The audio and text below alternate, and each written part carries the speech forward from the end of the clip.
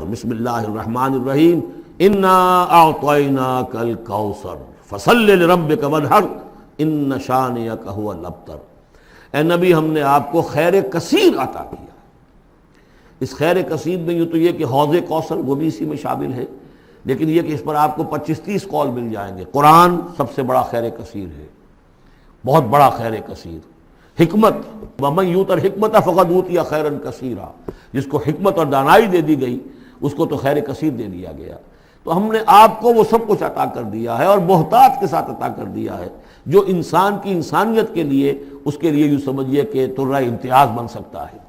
فصل لربک وانحر، پس اپنے رب کے لیے نماز پڑھا کیجئے اور نحر کیجئے، اونٹ قربان کیا کیجئے۔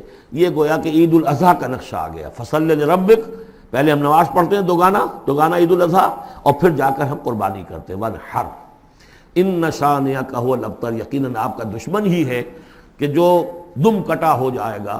اس کا پس منظر یہ ہے کہ جب حضور کے ایک صاحبزادے بچپنی میں فوت ہو گئے تو کچھ جو کفار تھے مکے کے، انہوں نے بڑی خوشیاں منائیں کہ ایک ہی بیٹا تھا، باقی تو ان کی بیٹیاں ہیں۔ آپ کو معلوم ہے کہ 4 بیٹیاں تھیں حضور کی صلی اللہ علیہ وسلم، لیکن یہ کہ بیٹا جو تھا وہ ایک ہی تھا، وہ اللہ نے اٹھا لیا۔ تو بڑے خوشیاں منائی گئیں کہ یہ تو اب دم کٹا جیسے ہوتا ہے، جس کا کوئی پیچھے نام نہ رہ جائے۔